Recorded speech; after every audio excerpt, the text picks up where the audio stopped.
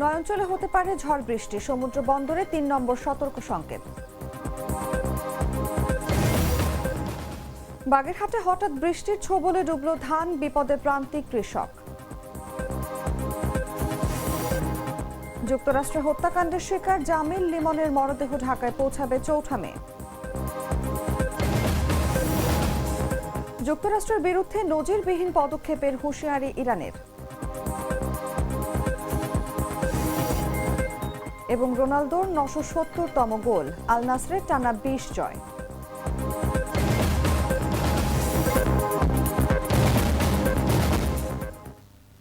এতক্ষণ শুনছিলেন সংবাদ শিরোনাম। দর্শক, আমন্ত্রণ দুপুর ১টার সংবাদে। সঙ্গে আছি আমি অনুভা বিশ্বাস। Treat chocolate, treat moment, sweet moment. চলে যাচ্ছি পুরো খবরে। আজও রয়েছে দেশ জুড়ে বজ্র বৃষ্টির আশঙ্কা। আবহাওয়া অধিদপ্তর বলছে দেশের ৯টি অঞ্চলে দুপুর ১টার মধ্যে ঝোড়ো হাওয়া সহ বজ্র বৃষ্টি হতে পারে। একই সঙ্গে উত্তর বঙ্গোপসাগরে বায়ু চাপের তারতম্য বৃদ্ধি পাওয়ায় দেশের ৪টি সমুদ্র বন্দরে ৩ নম্বর স্থানীয় সতর্ক সংকেত জারি করা হয়েছে। এতে উপকূলীয় এলাকায় মাছ ধরার নৌকা ও ট্রলারগুলোকে সাবধানে চলাচলের নির্দেশ দেওয়া হয়েছে।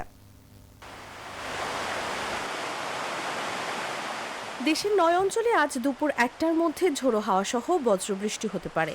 সেই সঙ্গে ৪ সমুদ্র বন্দরে ৩ নম্বর সতর্ক সংকেত জারি করেছে আবহাওয়া অধিদপ্তর।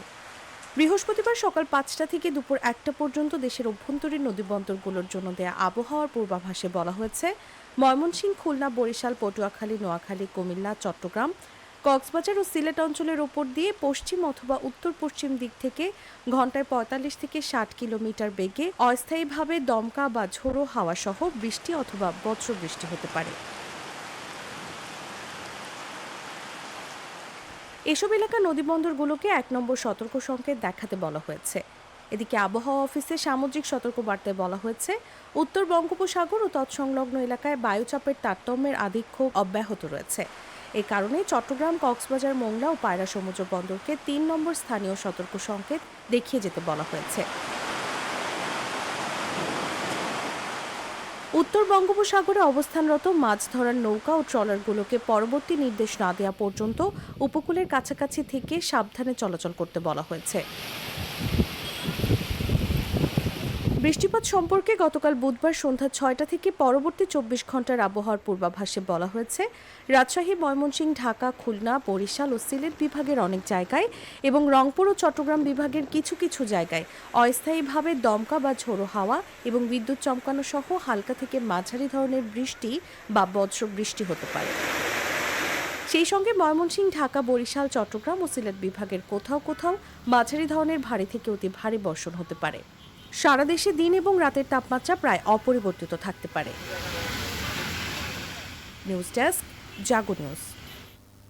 বাগেরহাটের কচুয়া উপজেলায় হঠাৎ বৃষ্টিতে কাটা ধান পানিতে তলিয়ে গেছে। এতে দিনমজুর ও প্রান্তিক কৃষকদের কষ্টে অর্জিত ফসল নষ্ট হওয়ার আশঙ্কা দেখা দিয়েছে। এনজিও থেকে নেয়া ঋণের চাপের পাশাপাশি ফসল হারিয়ে দিশেহারা হয়ে পড়েছেন কৃষকেরা। একই সঙ্গে মাঠে থাকা বাকি ধান নিয়েও বাড়ছে অনিশ্চয়তা ও উদ্বেগ। প্রতিনিধির পাঠানো তথ্যচিত্রে বিস্তারিত জাগো ডেস্ক রিপোর্টে। বদলানোর আশায় ৩০,০০০ টাকা ঋণ নিয়ে তা এখন গলার কাটা হয়ে দাঁড়িয়েছে দিনমজুর মুজিবুর শেখের। ধান কেটে ঘরে তোলার সময় হঠাৎ বৃষ্টিতে ডুবে গেছে ধানক্ষেত। ডুবেছে এই দিন মজুরের স্বপ্ন। মুজিবুর শেখ বলেন, একজন শ্রমিক দিয়ে একদিন কাজ করাতে হলে ২ মণের ধানের সমান মজুরি দিতে হয়, কিন্তু সেই শ্রমিকও এখন মিলছে না তার। ধান সারি নিধান জড়িয়ে গেছে। এখন আবার এই বন্যা বাদলে ধান কিছু কাটছি, কিছু রয়েছে, সেগুলো বন্যার তলায় গেছে। আমার 2 মণ ধান বেচলেও একটা কিষান একদিনই দেয়া ওঠে না, সেই টাকা হয় না। আগে তো 800 টাকা বেচতাম শুকনো ধান, এখন এগুলো নিয়ে বেচতে গেলে এখন কবে এগুলো আমরা 600। আমরা এই কিষানে কি করে বাঁচবো? এই সব দেনা দায়ী এবছর যা হয়েছে তাতে তো খরচ খরচা দিয়ে আরো দেনা থাকবো আমি। শুধু মুজিবুর নন, একই দুর্ভোগে পড়েছেন বাগেরহাটের কচুয়া উপজেলার ধলনগর গ্রামের আরও অনেক কৃষক। হঠাৎ বৃষ্টিতে মাঠে কাটা ধান তলিয়ে গেছে। কবে পানি নামবে, কবে ঘরে তুলবেন ধান, তা নিয়ে অনিশ্চয়তায় দিন কাটছে তাদের। ধান এভাবে পানির নিচে পড়ে থাকলে 2-3 দিনের মধ্যেই চারা গজানোর আশঙ্কা। এতে নষ্ট হবে ধান, এমনকি খড়ও বিক্রির অযোগ্য হয়ে পড়বে। হঠাৎ বর্ষার কারণে আমাদের ধান সব তলায় গেছে, মাঠের জমির ধান অনেক পড়ে গেছে, ধরেন বিঘে 5-7 মণ আন্দাজ পড়েছে আর কি, বা তারও বেশি হবে নাকি। আর অনেক খরচ হয়েছে, এই খরচপাতি শিলটিলি তো ক্ষতিগ্রস্ত হয়েছে। এবার এই বন্যা বাদল হওয়ার পরে তো আমাদের এই খরচপাতি উঠবে না, বা ধানের বাজার কম। আমাদের যে খরচ হয়েছে, যে টাকা খরচ হয়েছে তার অর্ধেক পরিমাণই আমাদের লস। কৃষকদের অভিযোগ, আবহাওয়ার এমন পরিবর্তন সম্পর্কে কৃষি অফিস থেকে আগে কোনো সতর্কবার্তা পাননি তারা। সময় মতো মাইকিং বা পূর্বাভাস দেয়া হলে অন্তত কিছু ধান রক্ষা করা যেত বলে দাবি তাদের। কৃষি অফিসার থেকে কোনো কিছু হঠাৎ আমাদের জানাও নেই বা বলিও নেই আবহাওয়ার এরকম কোনো কিছু হবে বা তোমরা হঠাৎ তাড়াতাড়ি কাটিয়ে কুটিয়ে উঠাও। হঠাৎ শোনার পরেই এসে কাটা শুরু করেছি যে একটা ঝড়ের আছে বা হঠাৎ বৃষ্টি হতেই পারে, সেইভাবে এসে তাড়াহুড়ো করে কাটিছি। কাটার পরে তো বৃষ্টিতে তলায় গেছে। এখন এই ধান যে কিভাবে কবে উঠাবো, এবার খরচার টাকা আমার ঠিকভাবে উঠবে না। এই বিষয়ে বাগেরহাটের কৃষি সম্প্রসারণ অধিদপ্তরের উপপরিচালক বলছেন, কিছু কৃষকের জমিতে কাটা ধান রয়েছে যা ঘরে তুলতে পারেনি। এর 5 থেকে 10% ধান ঝরে যাওয়ার সম্ভাবনা রয়েছে। টানা বৃষ্টিতে ক্ষতি বেশি হলে কৃষকের ক্ষয়ক্ষতির পরিমাণ নিরূপণ করা হবে বলেও আশ্বাস দেন এই কৃষি কর্মকর্তা। কৃষি অফিস সূত্রে জানা যায়, এবছর জেলায় 68,171 হেক্টর জমিতে বোরো ধানের আবাদ হয়েছে। তার ভেতর 13,000 হেক্টর জমির ধান কাটা হয়েছে। বাকি প্রায় 55,000 হেক্টর জমিতে এখনো ধান রয়েছে। এ অবস্থায় বৃষ্টিপাত বেশি হলে মাঠে থাকা ধানের ক্ষতির আশঙ্কা রয়েছে বলে জানিয়েছে কৃষি বিভাগ। নিউজ ডেস্ক, জাগো নিউজ। ত্রয়োদশ জাতীয় সংসদে সংরক্ষিত নারী আসনে নির্বাচনে 49 জন প্রার্থীর মনোনয়ন বৈধ হওয়ায় তারা বিনা প্রতিদ্বন্দ্বিতায় সংসদ সদস্য নির্বাচিত হতে যাচ্ছেন। বৃহস্পতিবার এই 49 জনের নাম উল্লেখ করে গেজেট প্রকাশ করা হবে। বুধবার বিকেলে নির্বাচন ভবনে সংরক্ষিত নারী আসনের নির্বাচনের রিটার্নিং কর্মকর্তা মোহাম্মদ মঈন উদ্দিন খান সাংবাদিকদের কথা জানান। নির্বাচিতদের মধ্যে ক্ষমতাসীন বিএনপি ও তাদের জোটের 36 জন, জামায়াত ইসলামী ও জাতীয় নাগরিক পার্টি জোটের 12 জন এবং স্বতন্ত্রদের মধ্যে 1 জন রয়েছেন। ইসি কর্মকর্তারা জানান, বেসরকারিভাবে ঘোষিত এই 49 জনের নাম, ঠিকানা সহ গেজেট প্রকাশ করা হবে। গেজেট প্রকাশের পর শপথ আয়োজনের জন্য সংসদ সচিবালয়ে গেজেট পাঠানো হবে। অ্যাকর্ডিং টু ল, মানে আইন অনুযায়ী অন্যান্য যা আছে আমরা এগুলো করব।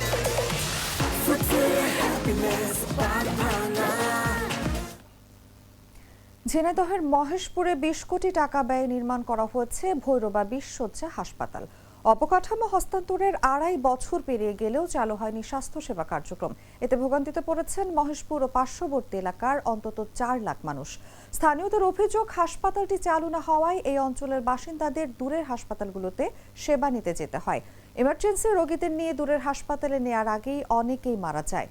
তবে জেলা সিভিল সার্জন কার্যালয় সূত্র জানায়, 5 আগস্টের পর থেকে দেশে উদ্ভূত পরিস্থিতি মোকাবিলায় হাসপাতালে সেনাবাহিনীর অস্থায়ী ক্যাম্প গড়ে তোলা হয়, যে কারণে হাসপাতালের অবকাঠামো ও অন্যান্য জিনিসপত্র কিছুটা ভালো রয়েছে। তবে নির্বাচনের পরপরই সেনা ক্যাম্প সরিয়ে নেওয়া হয়েছে। জেলা civil surgeon doctor Mohammad Kamruzzaman বলেন, মন্ত্রণালয় থেকে এখনো কোনো প্রশাসনিক অনুমোদন পাওয়া যায়নি। হাসপাতালটি চালুর ব্যাপারে এই নিয়ে 3 বার মন্ত্রণালয়ে চিঠি দেওয়া হয়েছে। আইনমন্ত্রী ও স্থানীয় সংসদ সদস্যকে বিষয়টি অবহিত করা হয়েছে। চালুর জন্য প্রয়োজনীয় জনবল ও সরঞ্জামের চাহিদাপত্র মন্ত্রণালয়ে পাঠানো হয়েছে। খুব শিগগির প্রশাসনিক অনুমোদন পাওয়া যাবে বলে আশা ব্যক্ত করেছেন তিনি।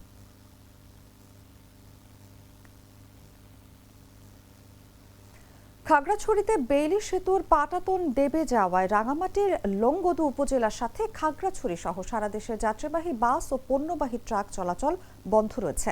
স্থানীয়রা জানান, বুধবার রাত 10টার দিকে দীঘিনালা লংগদু সড়কের চৌমুহনী এলাকায় এই ঘটনা ঘটে। অতিরিক্ত পাথর বোঝাই ট্রাকের কারণে বেইলি ব্রিজের পাটাতন দেবে গেছে বলে দাবি তাদের। তবে বিকল্প ব্রিজে ইজি বাইক, মোটরসাইকেল ও পিকআপ চলাচল করছে। সড়ক ও জনপদ বিভাগ জানায়, পাথর বোঝাই ট্রাক থেকে পাথর সরিয়ে নেওয়ার পর ট্রাকটি উদ্ধার শেষে ব্রিজ মেরামতের কাজ শুরু হবে। তবে ব্রিজের কাজ শেষ করতে আরও 1 দিন সময় লাগবে বলে জানায় সওজ। এদিকে বেইলি ব্রিজ দেবে যাওয়ায় ভোগান্তিতে পড়েছে স্থানীয়রা। আমরা গতকাল রাতে মাটিরাঙ্গা থেকে আসছি, প্রায় 10টার দিকে আসছি। আসার পরে দেখতেছি এখানে গাড়ির এই অবস্থা। তো রাত থেকে কেউ আর আসে নাই এই পর্যন্ত। এখানে আমরা কালকে রাত থেকে এখানে আটকে রয়েছি, কিন্তু এখনো রাস্তা ঠিক হওয়ার কোনো নামগন্ধ না। আমরা কখন যাব, কিভাবে যাব, ওইটার কোনো গ্যারান্টি নাই। এখন আমাদের রিস্ক নিবে কে? খাওয়া দাওয়া নাই, ঘুম নাই, কিছু নাই। আজকে টানা 2 দিন হয়ে যাইতেছে। আমরা তো বাকি টিপও মারা লাগবে। এখন রাস্তা ঠিক নাই, কেউ আসতেছে না, কেউ ঠিক করতেছে না। এরকম হইলে কিভাবে চলবে বলেন? দিনাজপুর সদর উপজেলার গাবুরা বাজার থেকে প্রতিদিন প্রায় 2.5 কোটি টাকা টমেটো যাচ্ছে রাজধানী সহ দেশের বিভিন্ন জেলায়। মৌসুম জুড়ে বিপুল বেচাকেনায় কৃষকদের মুখে ফিরেছে স্বস্তির হাসি। উপজেলা কৃষি কর্মকর্তারা বলছেন, টমেটো সংরক্ষণ এবং প্রক্রিয়াজাতকরণের জন্য শিল্প গড়ে তোলা গেলে টমেটো চাষিরা বেশি লাভবান হবেন। প্রতিনিধির পাঠানো তথ্যচিত্রে বিস্তারিত জাগো ডেস্ক রিপোর্টে।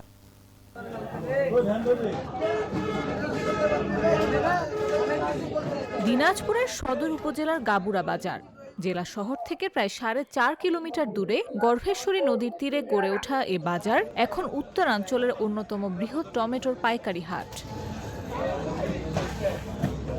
উত্তরাঞ্চলের সবচেয়ে বড় এই টমেটো বাজারে জমে উঠেছে বেচাকেনা। এখান থেকে প্রতিদিন প্রায় 2.5 কোটি টাকা টমেটো যাচ্ছে রাজধানী সহ দেশের বিভিন্ন জেলায়। সরকারি হিসেবে টমেটোর মৌসুমে 2 মাস চলবে এ বাজার। এই 2 মাসে শুধু গাবুরা বাজারেই টমেটো বেচাকেনা হবে প্রায় 150 কোটি টাকার। টমেটোর দাম ভালো পাওয়ায় হাসি ফুটেছে কৃষকের মুখে। গতবারের চেয়ে তুলনামূলক এবার বাজার বেশি। আমরা এবার আর কি টমেটো বেচে আমরা সন্তুষ্ট। ঢাকা কারণ বাজার থেকে গাবুরা বাজারে আসছি, টমেটো কিনি বিগত আজকে 20 বছর যাবত। মোটামুটি এত কয়েক বছর ভালোই ব্যবসা বাণিজ্য হয়েছে। এইবারকা একটু সমস্যা দাঁড়াইছে গাড়ি নিয়ে, গাড়ির ভাড়া বেশি, তেলের সমস্যা। কৃষকরা বলছেন, আগে যোগাযোগ ব্যবস্থা ভালো না থাকায় উৎপাদিত টমেটো অনেক সময় মাঠে নষ্ট হয়ে যেত, কিন্তু এখন সড়ক যোগাযোগ উন্নত হওয়ায় দেশের বিভিন্ন প্রান্তে সহজেই সরবরাহ করা সম্ভব হচ্ছে। এই বছর মূলত কৃষকরা লাভবান, কারণ এখানে আমরা মালটা কিনতেছি চড়া দামে, আর আমাদের ঢাকায় বাজারটা কম, আমরা কম দামে বিক্রি করতেছি, তাই আমরা ব্যবসায়ীরা মূলত এই বছর একটু ক্ষতিগ্রস্ত। আগাম চাষ ও আধুনিক প্রযুক্তির ব্যবহারের কারণে ফলন ভালো হয়েছে উল্লেখ করে আগামীতে টমেটো চাষ আরও বাড়বে বলে আশা ব্যক্ত করেন দিনাজপুর কৃষি সম্প্রসারণ অধিদপ্তরের অতিরিক্ত উপপরিচালক আনিসুজ্জামান। আমি লেখাপড়া করি, লেখাপড়ার পাশাপাশি এখানে কাজ করি। এখানে আমরা অনেক পদ্ধতি মনে করে আমাদের টমেটো করা হয়, তোলা হয়। ছোটটা আলাদা করা হয়, বড়টা আলাদা করা হয়, মিডিয়ামটা আলাদা করা হয়। টমেটো সংরক্ষণ এবং প্রক্রিয়াজাতকরণের জন্য শিল্প গড়ে তোলা গেলে টমেটো চাষিরা বেশি লাভবান হবে বলেও মন্তব্য করেন এই কৃষি কর্মকর্তা। নিউজ ডেস্ক, জাগো নিউজ। যুক্তরাষ্ট্রের সাউথ ফ্লোরিডা বিশ্ববিদ্যালয়ের বাংলাদেশি শিক্ষার্থী জামিল লিমনের মরদেহ ঢাকায় পৌঁছাবে আগামী 4 মে। এর আগে স্থানীয় সময় মঙ্গলবার তার মরদেহ ফিউনারেল কর্তৃপক্ষের কাছে হস্তান্তর করে পুলিশ। ওয়াশিংটনে বাংলাদেশ দূতাবাসের প্রেস মিনিস্টার গোলাম মর্তুজা জানান, হত্যাকাণ্ডের শিকার জামিল লিমনের প্রথম জানাজা স্থানীয় সময় বৃহস্পতিবার টাম্পা বে এরিয়ার ইসলামিক সোসাইটিতে অনুষ্ঠিত হবে। লিমনের মরদেহ ঢাকায় পৌঁছাবে আগামী সোমবার সকাল 8:40। তবে নাহিদা সুলতানা বৃষ্টির বিষয়ে আর কোনো তথ্য পাওয়া যায়নি। ওয়াশিংটনে বাংলাদেশ দূতাবাস জানায়, জামিল লিমনের মরদেহ টাম্পার ফিউনারেল কর্তৃপক্ষের কাছে স্থানীয় সময় মঙ্গলবার হস্তান্তর করে পুলিশ। মিয়ামির বাংলাদেশ কনসুলেট বাংলাদেশ কমিউনিটির সঙ্গে আলোচনা ও ইউনিভার্সিটি অফ সাউথ ফ্লোরিডার সঙ্গে সমন্বয় করে ফিউনারেল কর্তৃপক্ষের কাছে মরদেহ হস্তান্তরের সিদ্ধান্ত নেওয়া হয়। মরদেহ হস্তান্তরের আগে মিয়ামির বাংলাদেশ কনসুলেট জামিল লিমনের পরিবারের সম্মতি নিয়েছে। মুসলিম রীতিতে মরদেহ পরবর্তী সকল প্রক্রিয়ায় সম্পন্ন হবে।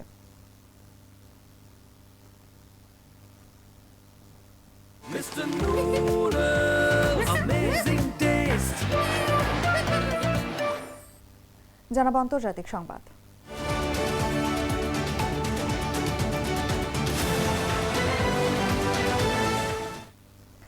যুক্তরাষ্ট্র যদি হরমুজ প্রণালী ঘিরে আরোপিত নৌ অবরোধ তুলে না নেয়, তবে তেহরান নজিরবিহীন পদক্ষেপ নিতে বাধ্য হবে বলে হুঁশিয়ারি দিয়েছে ইরানের সেনাবাহিনী।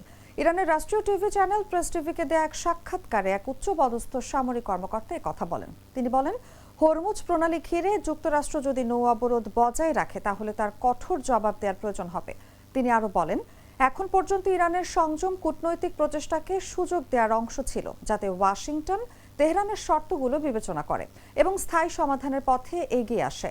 তবে যুক্তরাষ্ট্র যদি একগুঁয়েমি ও ভ্রান্ত নীতিতে অটল থাকে ও ইরানের শর্ত প্রত্যাখ্যান করে, তাহলে এই নৌ অবরোধের বিরুদ্ধে ভিন্নধর্মী জবাব দেওয়া হবে বলে সতর্ক করেন তিনি।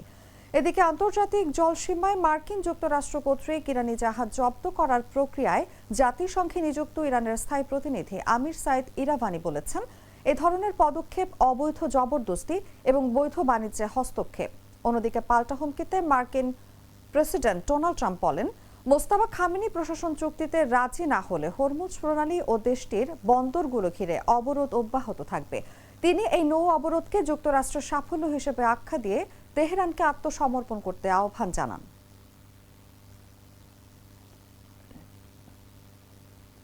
সংযুক্ত আরব আমিরাতের জ্বালানি তেল রপ্তানিকারক দেশগুলোর সংস্থা ওপেক ত্যাগের সিদ্ধান্তকে স্বাগত জানিয়েছেন মার্কিন প্রেসিডেন্ট ডোনাল্ড ট্রাম্প।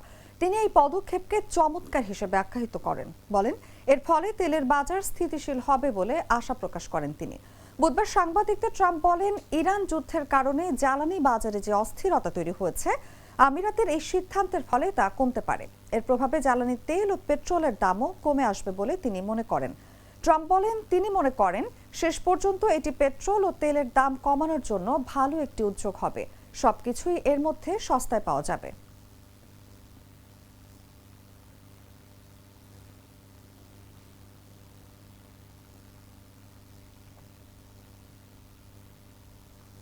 সংবাদ শেষ করব খেলার খবর জানিয়ে।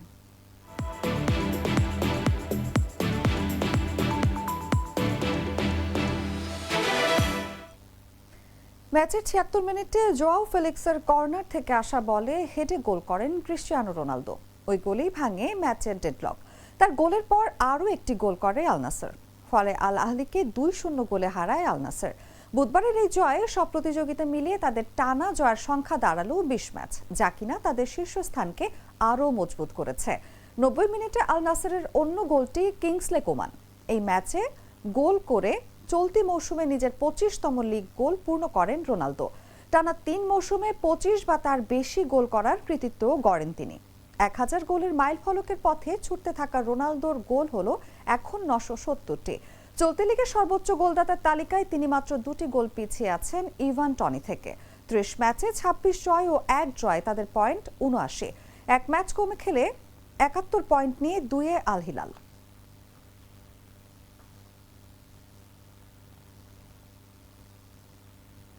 সংবাদ শেষ করার আগে শিরোনামগুলো জানিয়ে দিচ্ছি আরো একবার।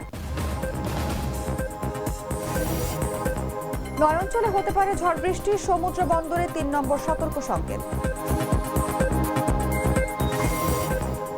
বাগেরহাটে হঠাৎ বৃষ্টির ছোবলে ডুবলো ধান, বিপদে প্রান্তিক কৃষক।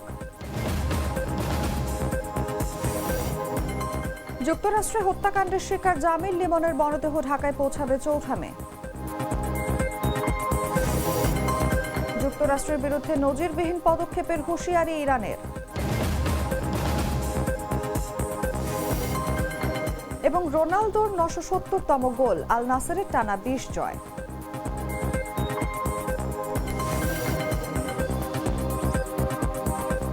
দর্শক, এই ছিল এখনকার মতো। এরপর দেখবেন দুপুর ৩টার সংবাদ।